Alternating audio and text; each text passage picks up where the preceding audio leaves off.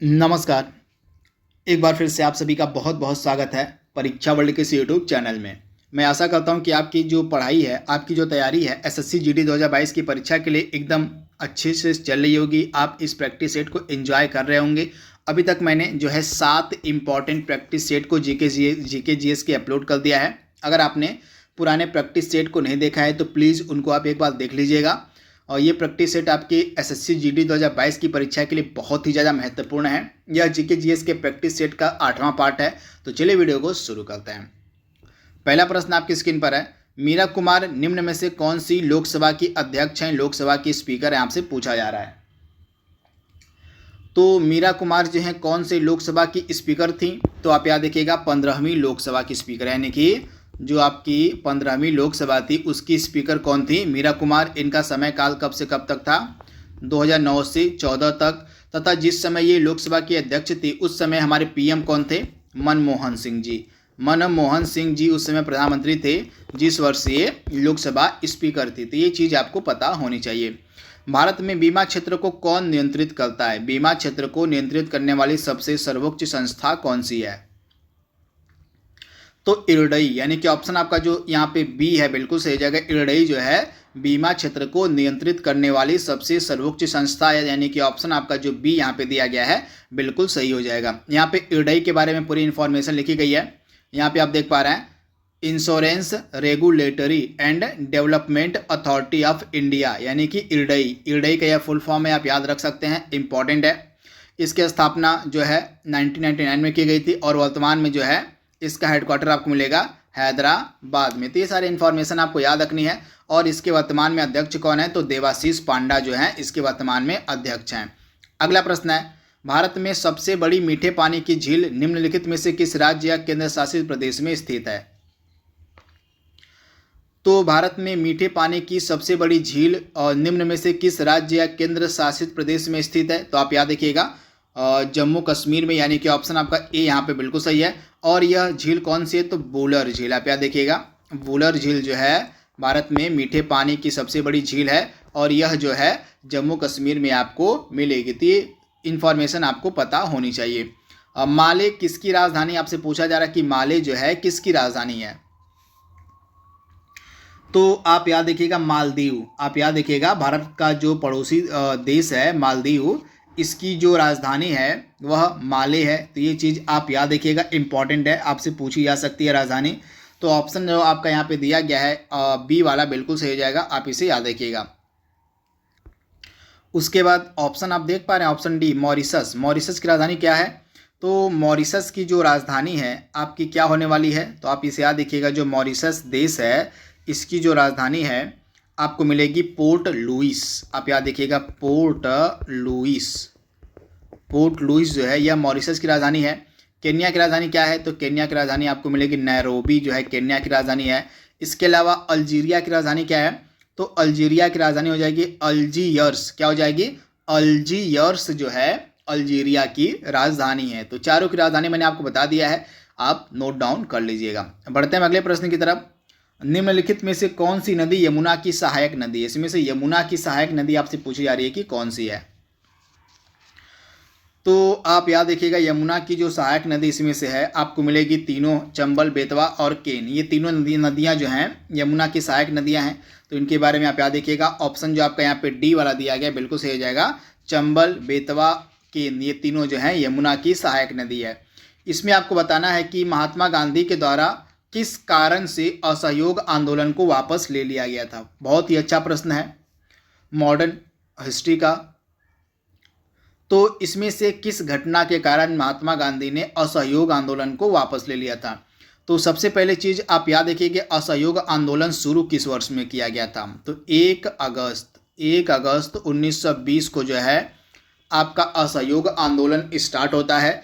और ठीक इसके 1-2 वर्ष के बाद, लगभग 2 वर्ष के बाद एक डेट आती है आपकी 4 फरवरी 1922 की जो डेट है, इसी डेट को जो है उत्तर प्रदेश के गोरखपुर में चौरी चौरा नामक स्थान पर एक घटना घटित होती है जिसमें 22 पुलिसकर्मी मारे जाते हैं। इसी घटना के चलते जो है जो महात्मा गांधी के द्वारा असहयोग आंदोलन स्टार्ट किया गया था, इसी घटना के चलते महात्मा गांधी ने असहयोग आंदोलन को वापस ले लिया। तो 4 फरवरी को आपकी चौरी चौरा की घटना घटित होती है और ठीक इसके लगभग एक हफ्ते बाद यानी कि 12 फरवरी 2022 को जो है महात्मा गांधी ने असहयोग आंदोलन को वापस ले लिया। तो ये चीज़ आप याद रखिएगा। तथा जिस समय महात्मा गांधी ने असहयोग आंदोलन को वापस लिया था तो वे कहाँ पर वापस लिए थे, तो गुजरात के बारदोली में जो है एक बैठक होती है और उसी बैठक में एक प्रस्ताव के द्वारा आंदोलन को वापस ले लिया जाता है। तो लोकेशन भी आपसे पूछी जा सकती है कि जब असहयोग आंदोलन का महात्मा गांधी ने वापस लिया था तो उस समय बैठक कहाँ पर की गई थी, तो गुजरात के बारदोली में की गई थी 12 फरवरी 1922 को। तो ये चीज़ आप याद रखिएगा। तथा ये डेट आप देख पा रहे हैं असहयोग आंदोलन की स्टार्ट होने वाली 1 अगस्त 1920। जिस डेट को असहयोग आंदोलन स्टार्ट किया गया था ठीक उसी दिन बाल गंगाधर तिलक की मृत्यु भी हो जाती है। तो ये एडिशनल इन्फॉर्मेशन भी आपको साथ में याद करते हुए चलनी है। अगला प्रश्न आपके स्क्रीन पर दिया गया है, भारत सबसे पहले इनमें से किसने स्वराज शब्द का उपयोग किया था। आपके पास 4 ऑप्शन दिए गए हैं। इन 4 ऑप्शंस में से आपको बताना है कि किसके द्वारा सबसे पहले स्वराज शब्द का इस्तेमाल किया गया था। तो सबसे पहले स्वामी दयानंद सरस्वती यानी कि ऑप्शन आपका ए यहाँ पे बिल्कुल सही हो जाएगा। स्वामी दयानंद सरस्वती के द्वारा सबसे पहले स्वराज शब्द का प्रयोग किया गया था। तो ये इंफॉर्मेशन आपको याद रखनी है। अब आइए बात कर लेते हैं स्वामी दयानंद सरस्वती जी के बारे में। इनसे रिलेटेड प्रश्न कई बार एग्जाम में पूछ लिया जाता है। तो सबसे पहली चीज आप याद रखिएगा, इनके द्वारा आर्य समाज की स्थापना की गई थी। आर्य समाज की जो स्थापना है 1875 ईस्वी में, कहाँ पर, तो बम्बई में। 1875 ईस्वी में बम्बई में जो है स्थापना की गई थी आर्य समाज की। किसके द्वारा, तो स्वामी दयानंद सरस्वती के द्वारा। और इसका मुख्यालय कहाँ पर था आर्य समाज का, तो आर्य समाज की स्थापना तो बम्बई में की गई थी लेकिन इसका मुख्यालय था लाहौर में। कहाँ पर, तो लाहौर में जो है इसका मुख्यालय था। तो आप इसे याद रखिएगा। इसके अलावा स्वामी दयानंद सरस्वती के द्वारा एक फेमस नारा दिया गया था जो कई बार एग्जाम में पूछा जाता है। उस नारे का क्या नाम है, वेदों की ओर लौटो। आप याद रखिएगा। इन्होंने एक फेमस नारा दिया था वेदों की ओर लौटो का। तो ये चीज भी आप याद रखिएगा। तथा स्वामी दयानंद सरस्वती को भारत का मार्टिन लूथर किंग भी कहा जाता है। आप याद रखिएगा, भारत का मार्टिन लूथर किंग भी जो है कहा जाता है स्वामी दयानंद सरस्वती को। तो आप इसे याद रखिएगा। तथा इनके द्वारा एक और फेमस नारा दिया गया था जिसका नाम था भारत भारतीयों के लिए। तो आप याद रखिएगा, भारत भारतीयों के लिए। यह नारा भी आर्य समाज का ही नारा है। तो इसके बारे में आप याद रखिएगा। जिसकी स्थापना आर्य समाज की जो स्थापना की गई जो स्वामी दयानंद सरस्वती के द्वारा, उसी आर्य समाज का एक फेमस नारा था भारत भारतीयों के लिए। तो ये एडिशनल इन्फॉर्मेशन भी आपको साथ में याद करते हुए चलनी है। प्रतिरोध जो है किस उपकरण की सहायता से मापा जाता है। प्रतिरोध जो है किस उपकरण की सहायता से मापा जाता है, तो ओम मीटर यानी कि ऑप्शन आपका ए यहाँ पे बिल्कुल सही हो जाएगा। ओम मीटर की सहायता से जो है प्रतिरोध मापा जाता है यानी कि ऑप्शन आपका ए यहाँ पे बिल्कुल सही है। अगला प्रश्न आपके सामने है, इनमें से किन के साथ मिशन इंद्रधनुष का संबंध है। तो वैक्सीनेशन से रिलेटेड था आपका मिशन इंद्रधनुष जो चलाया गया था यानी कि ऑप्शन आपका ए यहाँ पे बिल्कुल सही है, टीकाकरण। ड्राई आइस किसकी बनी होती है, शुष्क बर्फ यानी कि ड्राई आइस किसकी बनी होती है। तो शुष्क बर्फ जो है आपकी कार्बन डाइऑक्साइड की बनी होती है यानी कि ऑप्शन आपका बी यहाँ पे बिल्कुल सही हो जाएगा, कार्बन डाइऑक्साइड। अगला प्रश्न आपके सामने है, स्वर्णिम चतुर्भुज परियोजना किससे रिलेटेड है। स्वर्णिम चतुर्भुज परियोजना किससे रिलेटेड है, तो यह सड़क परिवहन से रिलेटेड थी। भारत के 4 महानगरों से को जोड़ने के लिए जो है यह आपकी परियोजना स्टार्ट की गई थी। तो सड़क परिवहन से इसका संबंध था यानी कि ऑप्शन आपका ए यहाँ पे बिल्कुल सही हो जाएगा। कितने डिग्री पर सेंटीग्रेड एवं फ़ारेनहाइट तापक्रम समान रहते हैं। कितने डिग्री पर सेंटीग्रेड और फ़ारेनहाइट का जो तापक्रम है, जो टेम्परेचर है वह इक्वल रहता है, समान रहता है।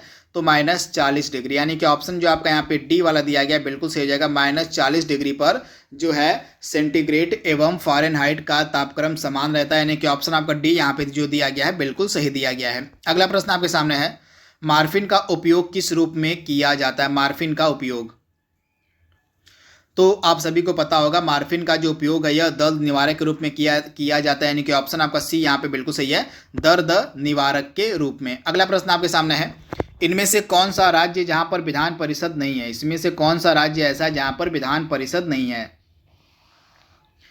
तो इसमें से किस राज्य में विधान परिषद नहीं है? तो आप याद रखिएगा विधान परिषद जो है किस राज्य में आपको नहीं मिलेगी। तो राइट आंसर आपका क्या होने वाला है? महाराष्ट्र में विधान परिषद है, कर्नाटका में है, उत्तर प्रदेश में है, लेकिन राजस्थान में आपकी विधान परिषद नहीं है, यानी कि ऑप्शन आपका जो बी यहाँ पे दिया गया है बिल्कुल सही हो जाएगा, राजस्थान में। गांधी जी के नमक सत्याग्रह का एकमात्र उद्देश्य क्या था? ना, गांधी जी के नमक सत्याग्रह का एकमात्र उद्देश्य यहाँ पे पूछा जा रहा है क्या था? तो गांधी जी के नमक सत्याग्रह का एकमात्र उद्देश्य क्या था? इंपॉर्टेंट प्रश्न है। तो राइट आंसर आपका क्या होने वाला है? नमक कानून को निरस्त करना। तो आप इसे याद रखिएगा, नमक कानून को निरस्त करना, यानी कि ऑप्शन आपका ए यहाँ पे बिल्कुल सही हो जाएगा। इंपॉर्टेंट प्रश्न है, ऑप्शन आपका जो ए यहाँ पे दिया गया है बिल्कुल सही हो जाएगा। क्या बता सकते हैं कमेंट बॉक्स में कि नमक सत्याग्रह को किस वर्ष में स्टार्ट किया गया था? कमेंट बॉक्स में इसका आप जवाब दीजिएगा। अगला प्रश्न आपके सामने है, यहाँ पे आप देख पा रहे हैं वर्तमान में 6 राज्यों में आपकी विधान परिषदें हैं। तो यहाँ पे आंध्र प्रदेश, उत्तर प्रदेश, बिहार, महाराष्ट्र, कर्नाटक और तेलंगाना, ये आपके 6 राज्य हैं जहाँ पर विधान परिषदें आपको मिलेगी। तो ये चीज़ आप याद रखिएगा। अगला प्रश्न आपके सामने है, इंडियन होम रूल सोसाइटी की स्थापना कब की गई थी? इंडियन होम रूल सोसाइटी की स्थापना कब की गई थी? तो राइट आंसर आपका क्या होने वाला है? 1905 में। 1905 में इंडियन होम रूल सोसाइटी की जो स्थापना है वह की गई थी। तो ये चीज़ आप याद रखिएगा। राइट आंसर आपका क्या हो जाएगा? 1905 में। किसके द्वारा की गई थी? तो 1905 में इसकी जो स्थापना है यह की गई थी आपके श्याम जी कृष्ण वर्मा के द्वारा। यहाँ पे आप देख पा रहे हैं श्याम जी कृष्ण वर्मा के द्वारा लंदन में, श्याम जी कृष्ण वर्मा के द्वारा लंदन में जो है इसकी स्थापना की गई थी। तो ये एडिशनल फैक्ट आपको याद रखना है। अगला प्रश्न आपके सामने है, किस कांग्रेस अधिवेशन ने 1905 में बंगाल में स्वदेशी एवं बहिष्कार आंदोलन चलाने का समर्थन किया था? 1905 में जो बंगाल में स्वदेशी एवं बहिष्कार आंदोलन चलाया जा रहा था बंगाल विभाजन के विरोध में, तो इसका समर्थन किस अधिवेशन में किया गया था कांग्रेस के? तो 1905 का जो कांग्रेस का अधिवेशन हुआ था वह कहाँ पर हुआ था? बनारस में हुआ था, यानी कि ऑप्शन आपका सी यहाँ पे बिल्कुल सही है। तो 1905 के बनारस अधिवेशन में जो है बंगाल में चल रहे स्वदेशी तथा बहिष्कार आंदोलन का समर्थन किया गया था। तो ऑप्शन आपका सी यहाँ पे बिल्कुल सही हो जाएगा। यहाँ पे आप देख पा रहे हैं बनारस अधिवेशन के अध्यक्ष कौन थे? तो गोपाल कृष्ण गोखले थे। तो ये चीज भी आप याद रखिएगा। अगला प्रश्न आपके सामने है, निम्नलिखित में से किसका भारतीय संविधान की प्रस्तावना में उल्लेख नहीं है? इसमें से किसका जो है भारतीय संविधान की प्रस्तावना में उल्लेख नहीं है? हमारा जो प्रियम्बल है, हमारी जो प्रस्तावना है, उसमें किसका इसमें से उल्लेख नहीं किया गया है आपसे पूछा जा रहा है। इंपॉर्टेंट प्रश्न है। प्रस्तावना एक ऐसा टॉपिक है दोस्तों पॉलिटी का और संविधान का, और जिससे प्रश्न एग्जाम में पूछे जाते हैं। तो प्रस्तावना कम से कम आप अपने दिमाग में बैठा लीजिएगा कि प्रस्तावना में कौन कौन से वर्ड दिए गए हैं। तो आइए बात करते हैं, इसमें से प्रस्तावना में किसका उल्लेख नहीं है? तो संप्रभुता का उल्लेख है, पंथ निरपेक्ष का उल्लेख है, लोकतंत्रात्मक का उल्लेख है, लेकिन संघीय का उल्लेख नहीं है। तो आप इसे याद रखिएगा, संघीय का उल्लेख जो है प्रस्तावना में नहीं देखने को मिलेगा। तो ये चीज आप याद रखिएगा। निम्नलिखित में से भारतीय संविधान का कौन सा अनुच्छेद जो है आकस्मिकता निधि से रिलेटेड है?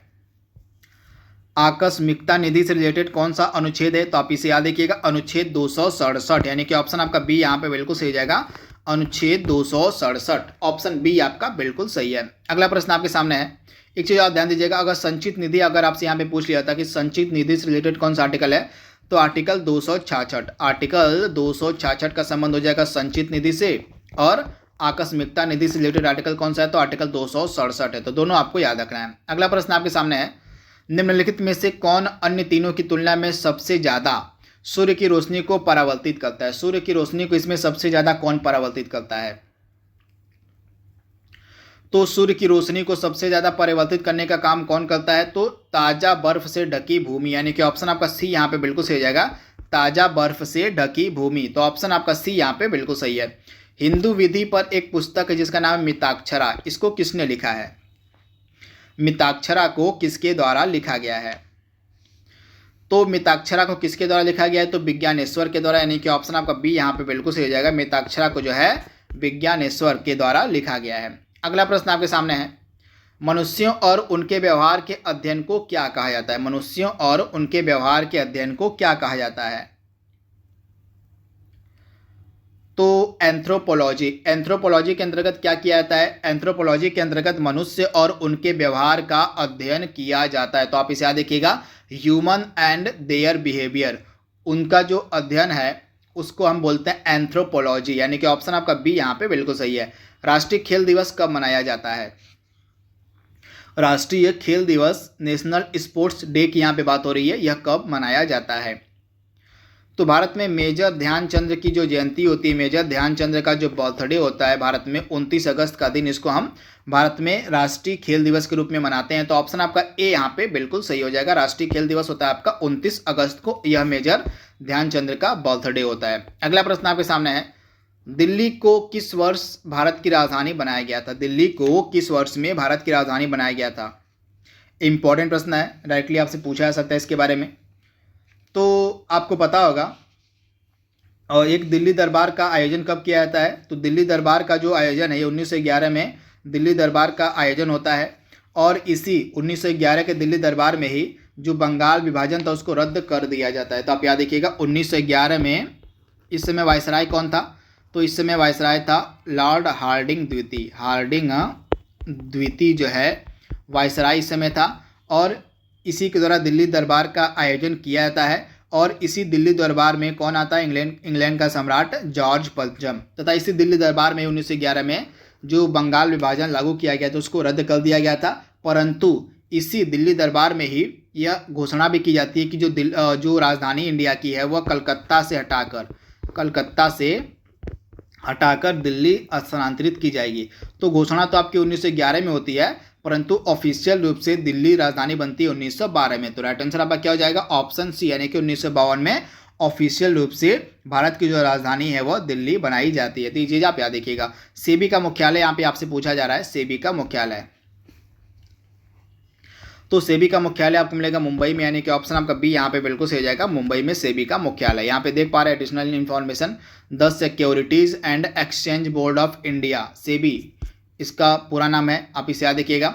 इसकी स्थापना की गई थी 12 अप्रैल 1988 को, लेकिन बाद में इसका एक्ट पारित कर दिया था 1992 में। 1992 में जो है इसको जो है, अगर इसका एक्ट पूछ ले कि सेबी का एक्ट कौन सा है, यह तो आप इसे याद रखिएगा 1992 में इसका एक्ट पारित किया गया था, परंतु इसकी जो स्थापना थी 1988 में हो गई होती है। तो इसके बारे में आप याद रखिएगा। अगर स्थापना पूछ ले तो 12 अप्रैल 1988 हो जाएगा। अगर इसका एक्ट पूछ ले, कानून पूछ ले, तो आपका हो जाएगा 1992 का यह एक्ट है, सेबी एक्ट। तो ये दोनों इन्फॉर्मेशन आपको याद रखनी है।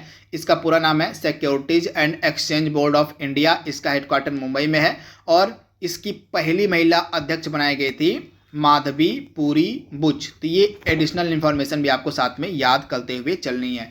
तो दोस्तों इस तरह से आज का जो प्रैक्टिस सेट नंबर 8 है उसको हमने यहाँ पे कंप्लीट कर लिया है। आई होप ये वीडियो आपको पसंद आएगा, आपके एसएससी जीडी परीक्षा के लिए फ़ायदेमंद होगा। इसी उम्मीद के साथ इस वीडियो को यहीं पे विराम देते हैं। Thank you, thanks for watching, thank you.